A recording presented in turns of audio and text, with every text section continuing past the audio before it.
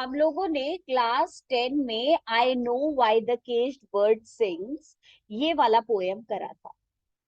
और उसका थीम हमें मालूम है, अफ्रीकन अमेरिकन जो थे उनके साथ डिस्क्रिमिनेशन होता था। तो बेटा वही थीम यहाँ की भी है। ये जो हमारा राइटर है हग्स, ये बेटा इस थीम के साथ जुड़ा हुआ था। तो इसकी जितनी स्टोरीज वगैरह होती हैं उसमें बेटा ये डिफरेंसेस जो होते हैं सोसाइटी में उनके बारे में बात करता था। तो आप इसे और अब हम ब्रॉडर लेवल पे पढ़ेंगे। तो हुआ ये बेटा, जो साउथ एरिया था, जो साउथ सिटीज थे अमेरिका के, वहां से बहुत सारे लोग छोड़ करके चले गए, बाहर निकल गए, क्योंकि वहां पर बहुत डिस्क्रिमिनेशन हो रहा था। और डिस्क्रिमिनेशन का बेसिस था, वहां के लॉज कुछ ऐसे बना दिए गए थे जो वाइट पीपल को फेवर कर रहे थे। तो ये लोग बेटा वहां से न्यूयॉर्क से हटके और ये दूसरी जगह जाकर के रहने लगे। और जहां तक बेटा मैं बताऊंगी, तो ये बेटा आकर के जहां भी अपना अभी जगह है वहां पर ये लोग एक साथ इकट्ठे होके रह रहे हैं। तो जैसे हमें थोड़ा थोड़ा सा आइडिया लगता है कि जम्मू एंड कश्मीर में किस तरीके से बहुत सारे बेटा कश्मीरी पंडित कश्मीर छोड़ के और इंडिया के बाकी स्टेट्स में दिल्ली वगैरह में आके रहने लगे थे, उसी तरीके से यहाँ पर भी हुआ। वो बहुत सारे जो अफ्रीकन अमेरिकन हैं वो आकर के बेटा दूसरी जगह बस गए। और जब आप वहां से छोड़ करके दूसरी जगह जाकर के सेटल होते हो, तो आपके पास वो सारी फैसिलिटीज नहीं होती हैं। आपका घर छूट गया, आपकी प्रॉपर्टी छूट गई। तो बेटा ये लोग पुअर कंडीशन में रहते हैं, स्ट्रगलिंग कंडीशन में रहते हैं। तो यहाँ पर ये जो अफ्रीकन अमेरिकन हैं, ये बोर्डिंग एक बेटा काइंड ऑफ हाउसेस हैं, वहां रहते हैं। तो हमने देखा कि ये जो हमारी स्टोरी की मेन कैरेक्टर है, उन्होंने मिसेस जोन्स ने बेटा, हमने डिस्क्राइब किया एक बड़ा सा हाउस है, और उस हाउस में एक कमरे में वो रहती है, बाकी हाउसेस में दूसरे बेटा लोग रहते हैं। तो ये भी अफ्रीकन अमेरिकन है, वो लड़का भी अफ्रीकन अमेरिकन है। और वो लोग जिस कंडीशन में रहते थे, कितनी मेहनत करते हैं, वो लेडी सुबह बेटा जाती है, रात को 11 बजे लौट करके आती है। तो हाउ शी वाज स्ट्रगलिंग। और बेटा ये लड़का जो कि अभी छोटा सा है, 14-15 साल का, इसकी फैमिली नहीं है। तो ये सब मिजरेबल लाइफ उनकी दिखाई गई। तो बेटा जब सब लोग बहुत परेशान हो जाते हैं, तो वो अपनी परेशानियों को एक्सप्रेस करने लगते हैं। और अपनी परेशानियों को एक्सप्रेस करने का तरीका सबसे अच्छा जो होता है वो होता है थ्रू आर्ट। तो जो हमारी बेटा पोयम थी, उसमें हमारी पोएट ने थ्रू पोएम वो अपनी प्रॉब्लम बताई थी। और यहाँ इस राइटर ने बेटा अपना जो एक्सप्रेशन है वो स्टोरी के थ्रू दिया है। ये जो एक्सप्रेशन दिया गया, इसे इन्होंने एक टिपिकल नाम दिया। इन्होंने बोला इसे कहते हैं हार्लेम रेनाइसेंस। तो हार्लेम रेनाइसेंस, रेनाइसेंस का मतलब क्या होता है तुम्हें पता है? The period is changing, that is called suppose to be renaissance. तो बेटा ये वो पीरियड था जब अफ्रीकन अमेरिकन की बातों को बताया जा रहा था, उनकी प्रॉब्लम्स को थ्रू आर्ट एक्सप्रेस किया जा रहा था। और हमारे राइटर जो हैं वो भी उसी मूवमेंट से जुड़े हुए थे। इसीलिए इस कहानी में भी उन्होंने जो बेटा बताने की कोशिश करी है, वो मिजरीज अफ्रीकन अमेरिकन की करी है, कि वो लोग किस परेशानी में वहां रहा करते। तो ये हमें क्वेश्चंस में पूछेंगे, और ये इसका बैकग्राउंड है स्टोरी का। स्टोरी की थीम तो अलग है, स्टोरी की थीम है एम्पैथी, स्टोरी की थीम है बेटा सेल्फलेस कंपैशन, ये सब स्टोरी की थीम है। पर स्टोरी का बैकग्राउंड क्या है, वो है ये रेनाइसेंस। तो इसके बारे में हमें मालूम होना चाहिए, नहीं तो स्टोरी ऐसी क्यों लिखी है ये हमें बिल्कुल नहीं आइडेंटिफाई हो पाएगा। स्टोरी खत्म कराती हूँ बेटा, उसके बाद फिर ये वाला आंसर जो है उसको हम पढ़ेंगे, तो बाकी जो मैंने अभी समझाया है वो क्लियर हो जाएगा। पेज नंबर 70 पर बेटा हम यहाँ पहुंच गए थे। तो कल दक्षिका एक क्वेश्चन पूछी थी, मैम डे बेड क्या होता है, तो जैसे बेटा आधा बेड होता है ना, वो सोफे की तरह इस्तेमाल हो रहा है और आप लेट भी सकते हो उस पे, उसको हमने बोला। अब बेटा देखो हमने पेज नंबर 70 पे, do you need somebody to, नहीं इससे ऊपर वाला ही मैं बेटा पैरा पढ़ रही हूँ। In another corner of the room behind a screen was a gas plate and an ice box. Mrs. Jones got up and went behind the screen. The woman did not watch the boy to see if he was going to run now. तो बेटा trust उसके ऊपर दिखा रही है। Nor did she watch her purse, which she left behind her on the day bed. और वहीं पे छोड़ गई है बेटा अपना purse. But the boy took care to sit on the far side of the room where he thought she could easily see him out of the corner of her eye, if she wanted to. तो बेटा मेरे ऊपर वो doubt ना करे, बिल्कुल वैसे ही बैठा रहता है ताकि ये मुझे देखती रहे। He did not trust the woman not to trust him.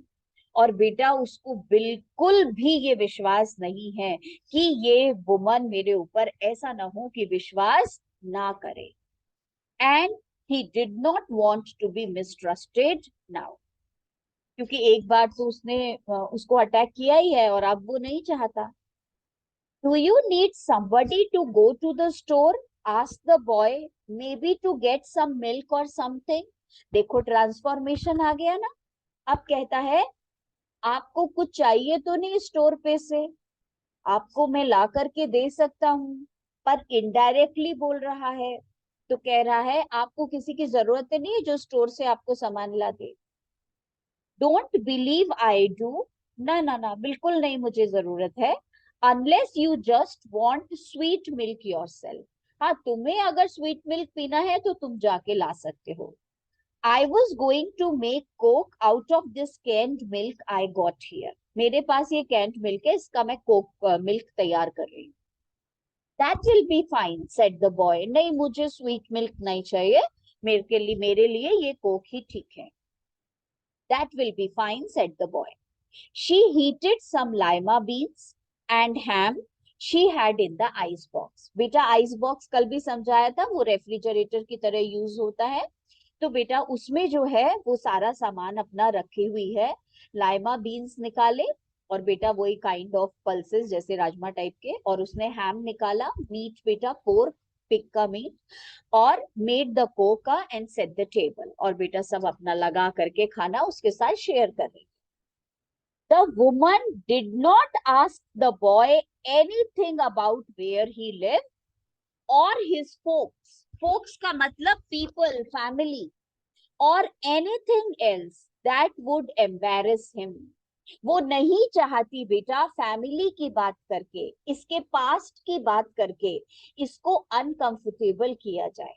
ये वो कितनी कंसर्न्ड है, थॉटफुल है, एम्फेटिक है। और वो बेटा इसलिए है क्योंकि उसके खुद की भी अपनी फैमिली नहीं है। She does not want to talk about those painful things. Instead as they ate, और बेटा जब उन्होंने खाना दोनों ने शुरू किया, she told him about her job in a hotel beauty shop, और अपने जॉब के बारे में बता रही है, मैं एक होटल में ब्यूटी सैलून है वहां काम करती हूँ। दैट स्टेड ओपन लेट, वो बहुत देर तक खुलता है। what the work was like, वहां मेरा काम क्या है, and how all kinds of women came in and out, और उस सलून में, उस ब्यूटी शॉप में अलग अलग तरीके की विमेन आती हैं। ब्लॉन्ड्स बेटा जिनके गोल्डन हेयर होते हैं, red heads and Spanish. Then she cut him a half of her 10-cent cake, और बेटा छोटा सा 10 cent केक, वो बेटा छोटा सा केक उसके पास था, वो भी हाफ किया। तो लाइमा बीन्स को बेटा और पोर्क और जो हैम इन्होंने बोला है, और बेटा इन्होंने वो दिया उसको खाने को कोक, और फिर बाद में अपना हाफ केक भी दिया. Eat some more, son, she said. और now बेटा she was filled with motherly love. और कितने प्यार से बोलती है. और बेटा इस लाइन से हमें पता चल रहा है that this woman did not have her own family, but she had a motherly heart. तो कहती है कुछ और खाओ बेटा. When they were finished eating, she got up and said, now here, take this $10 and buy yourself some blue suede shoes. And next time, do not make the mistake of latching onto my pocketbook. बेटा latching का मतलब attacking. Nor nobody else. और किसी और के साथ भी ये काम मत करना, पर्स छीन करके भागने वाला. Because shoes come by devilish like that will burn your feet. और बेटा क्योंकि ये शूज जो है इसके चक्कर में अगर तुमने ये काम किया तो you will live a life of a devil. तो बेटा जैसे बोलते ना hellish life, because shoes come by devilish like that will burn your feet. अब इस लाइन का मतलब बहुत अच्छी तरह समझ लो. ये जो बेटा उसको जूते चाहिए थे वो सिंबलाइज करते हैं लग्जरी. वो जूते जो उसे चाहिए वो सिंबलाइज करते हैं एक ऐसी लाइफ जो कि बेटा बहुत ही रिच लाइफ है. और ये उसको वार्न कर रही है कि अगर हम अपने डिजायर्स को लूज छोड़ेंगे और फिर हम गलत काम करेंगे तो हमारी life will be like a hello. तो बेटा इसलिए उसने उसको बड़े प्यार से समझा भी दिया. I got to get my rest now. अब मुझे सोना है. But I wish you would behave yourself, son, from here on in. अभी से, अब के बाद से तुम अच्छा बिहेव करोगे, मुझे ऐसा लगता है, मैं चाहती हूं करना. ऐसे ऑर्डर नहीं दे रही है उसको. बेटा फ्रीडम. फ्रीडम मालूम है क्या है? Freedom of choice. ये भी इस स्टोरी की थीम है. Freedom of choice. Do not nag. Do not pressurize anyone. Give him the freedom of choice. The other person will decide on his own what he has to do. तो बेटा कहती है I wish कि तुम अच्छा behave करो. She led him down the hall. पूरा बेटा हॉल क्रॉस करके to the front door and opened it. Good night. Behave yourself, boy, she said, looking out into the street. The boy wanted to say something else other than thank you, ma'am. बेटा उसने thank you ma'am बोला, कुछ और भी बोलना चाहता था, because the boy was overwhelmed, emotional, but he could not speak anything to Mrs. Lula Bates Washington Jones, but he could not do so as he turned at the barren stoop. Beta, he could not do so. Why? Because he was overwhelmed. He had so many thoughts and he was so much overfilled with the emotions. That is why he could not speak anything. और बेटा he turned at the barren. barren का मतलब empty. stoop का मतलब बेटा वो जो footpath है, प्लेटफॉर्म है. And looked back at the large woman in the door. और बेटा फुटपाथ पे थोड़ा आगे चल के फिर पीछे मुड़ के देखता है. ही बेयरली मैनेज्ड टू से.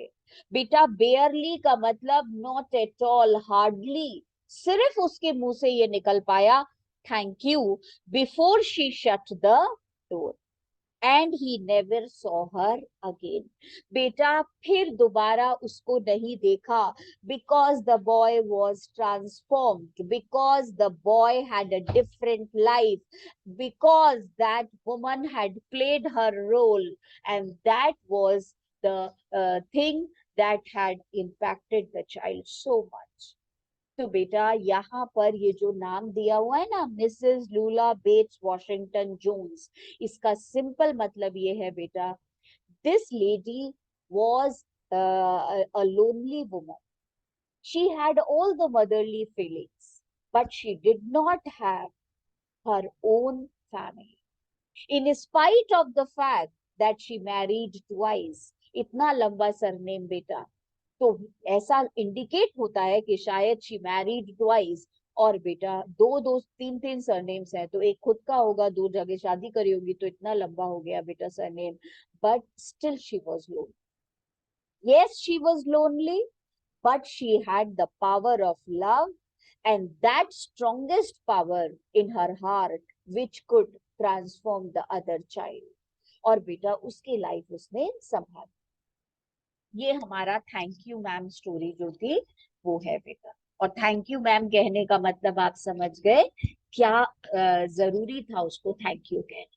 तो बेटा टाइटल में आप बस सारी बातें उठा करके रखना, जो ट्रस्ट उसने दिखाया, जो बेटा उसने उसको ट्रांसफॉर्म किया, जो उसने उसको सेल्फलेस एम्पैथी दिखाया, तो बेटा इन सब चीजों की वजह से वो बिल्कुल पूरी तरीके से चेंज हो जाता है, ट्रांसफॉर्म हो जाता है.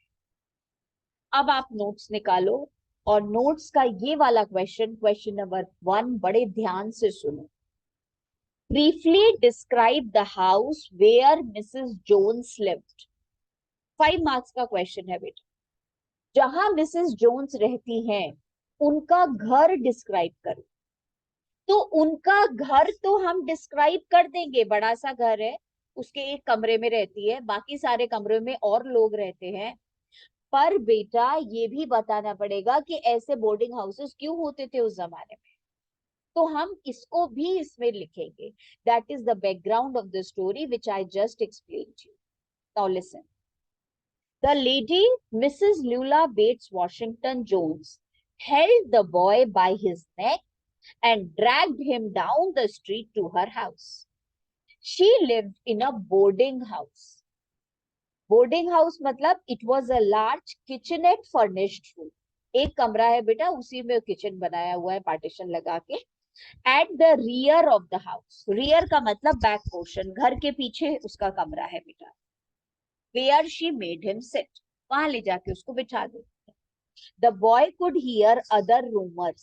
Rumors मतलब बाकी रूम्स में जो लोग बैठे हैं उनकी आवाजें सुन रहा है Roger. Laughing and talking in the large house. तो बेटा इन्होंने बोला describe the house. It was a large house. और बेटा वो बोर्डिंग हाउस बोला जाता था.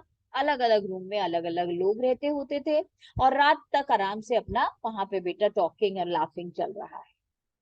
अब आप देखो हमने हेडिंग दिया है बेटा इस कहानी का जो बैकग्राउंड है जिसकी वजह से ये बोर्डिंग हाउसेस बने हुए थे. Harlem renaissance. Hughes is best known as representative of the Harlem renaissance. Harlem renaissance का रिप्रेजेंटेटिव था. He used to write about the miseries of African Americans. बेटा in the early 20th century. Early 20th का मतलब 1920s 30s की बात है. 1920s and 1930s there was a mass exodus from the southern states of African Americans. बेटा mass exodus, मास का मतलब large number, exodus का मतलब माइग्रेंट्स. तो बेटा सदर्न स्टेट्स ऑफ अमेरिका से बहुत सारे अफ्रीकन अमेरिकन निकल गए बाहर छोड़ करके. तो जब बहुत सारे लोग माइग्रेट कर जाते किसी जगह से, उसको बोलते हैं exodus. It was in response to highly discriminatory Jim Crow laws of the South. क्योंकि जिम क्रो अ वाइट मैन, उसने बेटा वहां जो लॉज वो शुरू कर दिए एग्जीक्यूट करने, वो बहुत डिस्क्रिमिनेटरी थे, इसलिए ये लोग वहां से निकल आए. Harlem Renaissance refers to the complex race relations in the US. Race relations आपको पता ही है, black and white. The boarding house with many rooms where Mrs. Jones lives evokes the many single-family Harlem houses that were converted into multi-person dwellings at that time. तो बेटा उस जमाने में बहुत सारे सिंगल फैमिली हार्लेम हाउसेस जो थे, जहां एक बंदा रहा करता था, तो बेटा उसने अपने घर इस तरीके से बोर्डिंग हाउस में कन्वर्ट कर दिए। देखो जैसे तुम कोटा जाते हो, जैसे अभी तुम लोग पढ़ने के लिए दिल्ली जाओगे, तो बेटा यहाँ सब जगह, जैसे गुड़गांव जाओ, वहां क्या होता है, लोगों के अपने घर होते हैं पर उन्हें पता है बहुत सारे लोग रहने आ रहे हैं, तो वो उसको कन्वर्ट कर देते हैं बेटा बोर्डिंग हाउसेस में, पीजीज जिसे हम आजकल बोलते हैं। वो वही वाला कॉन्सेप्ट था उस जमाने में। The boarding house with many rooms where Mrs. Jones lives evokes the many single family Harlem houses that were converted into multi-person dwellings. Dwellings का मतलब rooms at that time. Mrs. Jones represents the working class with and her tiny residence. तो बेटा Mrs Jones वो एक ऐसी African American woman है जो काम करती है, और बेटा एक ऐसे घर में रहती है जो कि घर मतलब उसकी अपनी फैमिली है नहीं। दूसरी तरफ बेटा Rogers poverty is implied through his thin stature, और वो भी बेचारा पतला सा, स्टेचर मतलब physique, his attempt at stealing and his family's absence. Thus, the characters belong to the poor working class people of color in America. तो बेटा इसका हाउस का बैकग्राउंड ये है पूरा का, ठीक है। बाकी बेटा आगे क्वेश्चंस हम पढ़ेंगे ही, अगर नहीं है आपके पास तो आप ले आओ, थोड़े से एमसीक्यूज कर ले हम इसके, बाकी फिर बेटा कल करेंगे हम क्लास।